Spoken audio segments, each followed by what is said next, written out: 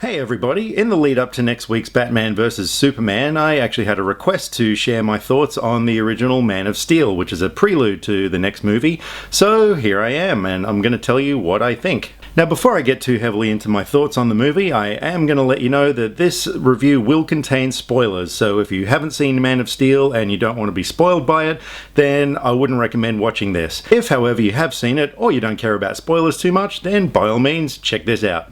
Man of Steel was a 2013 action superhero movie directed by Zack Snyder and stars Henry Cavill in the title role, Amy Adams as Lois Lane, Kevin Costner as Jonathan Kent, and also featured Michael Shannon as General Zod, Russell Crowe as Kal-El's father Jor-El, and quite frankly a ton of other people. This was a really big ensemble cast. Now at the time when this movie came out, I remember walking out of the theatre and thinking to myself, that was as close to the perfect Superman movie as I've ever seen. Now, don't get me wrong, I love the original Christopher... Your name is so difficult. Now, don't get me wrong, I love the original Christopher Reeve movies. Well, mainly the first two. 3 and 4, not so much. Let's face it, they sucked. Particularly number 4. But look, while those movies are considered absolute modern cinema classics, they did have their flaws. And a couple of the things that I thought they could have done better. For one, they were a little bit too slapstick comedy for me. Maybe not slapstick, but the comedy factor was a little bit too high in these movies. And not only that, let's face it, Superman 1 and 2, as great as they were, they really had some stinkers of scenes, didn't they? Can you read my mind?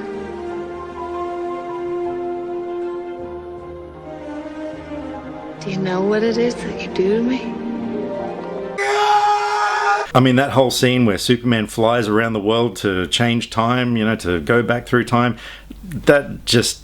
yeah, you know what I'm saying? And a few other little things, like the scene where he's fighting the villains in Superman 2 and he, you know, takes the S symbol off his chest and throws it on them and it captures them and it wraps him up in a plasticky shroud thing. So while Superman 1 and 2 definitely had its fair share of lackluster scenes, they were what we had up until 2007 when Superman Returns came out, and so we loved those movies. Superman Returns was directed by Bryan Singer, and we had a lot of hopes that this was going to be a return to the great Superman movies. But, yeah, it was good. It was good. But, yeah, it really wasn't great because there was too much drama. There wasn't enough action. You know, Superman, he punches things and beats people up. Well, no, okay, that's Batman. But look, yeah, there just wasn't enough action. It was kind of emo in a way, really. And that movie really divided people, and, you know, I liked it, I didn't love it. And so at the time, yeah, I kind of thought, yeah, you know, they need to do something better. Fast forward to 2013, and we got the Man of Steel. So let's talk about the positives with Man of Steel. For starters, it opens up on the planet Krypton, and their version of Krypton looked incredible. It was a vision that we hadn't seen before. It was this unique blend of technology and biology. It had really fascinating creatures, and the architectural designs were stunning. It was a really nice vision of Krypton.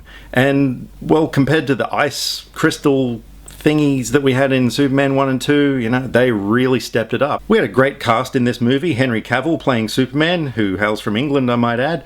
He did a really good job in the role. He wasn't Christopher Reeve, and a lot of people maybe criticized him for that, but let's face it, it's time to move on. We had Christopher Reeve, and quite frankly, possibly no one's ever going to quite fill the red undies as well as he did.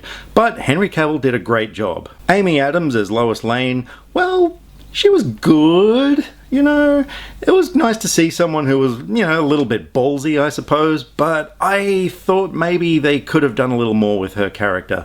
She did seem to need rescuing a few too many times, and yeah, I thought she maybe could have been a little bit more in control, but it's the kind of thing that I'm willing to see where her character is going to go in the next movie. Next up, Michael Shannon as General Zod. Wow, he really did so much with the role that he was given. Now, a few years before that, we had Heath Ledger's Joker in The Dark Knight, and let's face it, that guy set the bar for movie villains, and, you know, is anybody ever going to be able to make a performance quite like that? Who knows? I hope so. It'd be really good. Michael Shannon, yeah, he didn't quite reach that, the Heath Ledger level of villainosity. But yeah, he was good. He was kind of scary and intimidating. But the thing I loved the most about his character was that he really had a reason for why he was doing what he was doing. It bothers me when you have a villain in a story who is just there for the sake of being evil, unless it's a Austin Powers movie, in which case, who cares? But this guy had really solid motivations for why he was doing what he was doing, and they were very believable and, quite frankly, maybe even agreeable in some sort of way. Another standout performance I thought was Russell Crowe as Jor-El, Superman's biological father on Krypton. He was really good. I'm not a huge Russell Crowe fan, to be honest, but in this case I really dug his performance and he exuded quite an air of tenderness in the character. On the flip side, we have Clark Kent's Earth father, Jonathan Kent, who was portrayed by Kevin Costner. And it wasn't just the performance, but the way the character was written. He was quite brilliant. His interaction with Clark during his adolescent years and the way he had Clark's best interests at heart and was always watching out for him, not wanting to expose himself to the world too soon. So aside from the performances, the movie was quite well put together. There was a great use of handheld camera work in it to make it look kind of realistic in a way, almost delving into documentary style but never quite getting there. The handheld scenes were used to escalate tension during various moments of conflict and done extremely well. As viewers, we were treated to a scene where Clark, as an adolescent, starts gaining his powers, and it was quite a ride to go along with. During a classroom scene, he starts getting X-ray vision flashes of his fellow students, and we kind of see these creepy, weird things of people with their muscle tissue and skeletons sort of going in and out of the layers of flesh, and yeah, it was real creepy. And it was great because we were put there right with the character and feeling what he was feeling at the time. I mean, you can imagine if you're an adolescent kid and all of a sudden your class turns into zombies, you're going to be pretty scared, and it was great to see that. Man of Steel was told in a non-linear fashion, in which case we were served with a lot of flashbacks throughout the story, and I thought it served well. In this case, we didn't just have to settle with the first half hour or so growing up with young Clark on the Kent farm in Smallville as we've seen before. In this case, we were treated to the adult Clark doing his Superman thing, but we'd go back and forth and see scenes from his childhood and adolescence of things that he did as a kid, and it gave us a reason why Jonathan didn't want his powers to get out to the public. On top of all that, Hans Zimmer's score was fantastic. My goodness, the rousing music where it needed to be, the quieter moments. He really did a great job of capturing the feel of the movie. The only problem there was that, let's face it, we didn't get any iconic themes like John Williams' score in the first two Superman movies, where we had not one but two great themes. You guys, you do remember two themes, right? You're not going to make me hum the themes, are you? Well, you had your first one, which was, of course, the da da da da da da da da da da da da da da da da, and then of course we had number two, which was da da da da da da da da da da da da da. Okay, those two, right? But let's face it, John Williams is always going to be a hard act to follow, so he did a really good job, but yeah, it didn't quite fill the shoes. So speaking of flaws in the movie, there weren't too many, but there were a few. For starters, the special effects maybe could have been a little bit better for 2013 standards. They were really good in a lot of ways, but there were just some scenes where, especially movement when people are being thrown about, that kind of thing, it just didn't quite look realistic enough. And in a movie about someone who's come down from another planet to save humanity, etc., you want it to really be as believable as possible. So I did think the special effects were a little bit of a letdown here and there. Henry Cavill, while being a great Superman and a very welcome addition to the new series of movies, maybe it's because we're all comparing him to Christopher Reeve, but he was possibly a little bit flat. He probably could have had a little bit more charisma to the character. I know he's an outsider and what have you, and yeah, there's probably reasons for why he played it the way he did, but yeah, he could have just had a little bit more personality. As I said before, Lois, she was fine, but could have been a little bit more proactive. But I'm sure it's setting it up for later movies where we're going to see a lot more of her kicking some ass, which would be awesome. Yay, girl power, that sort of thing. Huh? There was also a lot of exposition in this movie. Now, I do understand they're kind of designing this for someone who might not have seen a Superman movie. the three people somewhere out there.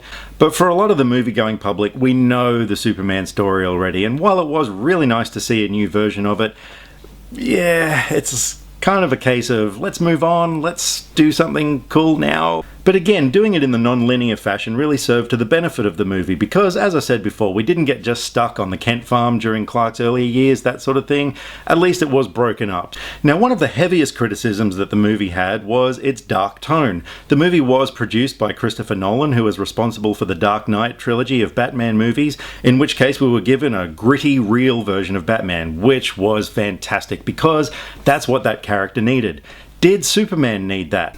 I'm a little on the fence about that. On one hand, yeah, as I said earlier, you do want a little bit more color in these kind of movies, but it did also look a bit neat. We had a new costume that didn't have the red undies anymore. That was actually a welcome addition, I didn't mind that. But the whole film was presented in a desaturated color palette. And while it did look good, did it serve a Superman movie? Now, like I said, this is a real division between fans on this one, and yeah, I'm definitely on the fence, so I'd like to know what you guys think about that. It was a little bit weird not seeing the bumbling reporter version of Clark Kent that we know and love until the very end of the movie, but at the same time I thought it was a pretty strong way to end the movie, and it was kind of a nod that we're going to see more of this in the next. So it was kind of refreshing, seeing him step into the Daily Planet office, putting on those glasses and not knowing anyone who he is except Lois. This time around, she actually knew who he was, and I did like that. I did like that this was a fresh approach to the Lois and Clark relationship, and, that it wasn't going to be kind of like, "Oh, Superman, I love you so much." "And who are you?" "Oh, Superman, you're so hot." And the final thing, and again, this was another really big point of controversy, was, spoiler, where he kills General Zod. Now, that kind of goes against Superman's character in a big way, and it's not something I necessarily agree with. In that scene where he's got Zod in a headlock and Zod's using his heat vision thingy to try and kill a family or bunch of people, and Superman sort of got him and he's wrestling with him, that sort of thing.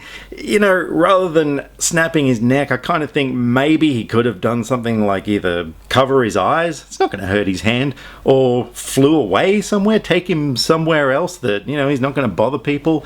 So that was a move I didn't necessarily agree with, but fortunately neither did Batman, which is why we're now getting Batman vs Superman next week. It not only serves as a sequel to Man of Steel, but it's also leading up to a Justice League movie, much in the way that the Marvel films led up to the Avengers and so forth, but I'll talk more about that in my Batman vs Superman review when it comes out. So overall, yeah, I really loved Man of Steel. I thought it really was the closest thing that we've had to a perfect Superman movie. It stayed true to the character and the comics. There were some fantastic action sequences. I love the look of Krypton, and I just love that this is now setting up towards a Justice League movie because I'm a huge Justice League fan, and it's something I've been wanting to see, ever since I could probably walk and talk, I suppose. So while it wasn't a perfect movie, I'm going to give Man of Steel an 8 out of 10. So thank you very much for taking the time to watch this. Let me know what you thought of Man of Steel. Did you like it? Did you hate it? Let me know if you disagree with everything I've just said, because I would love to talk about it with you. This is Movie Talk. I love to talk about movies, and I would love to talk about movies with you. See you next time.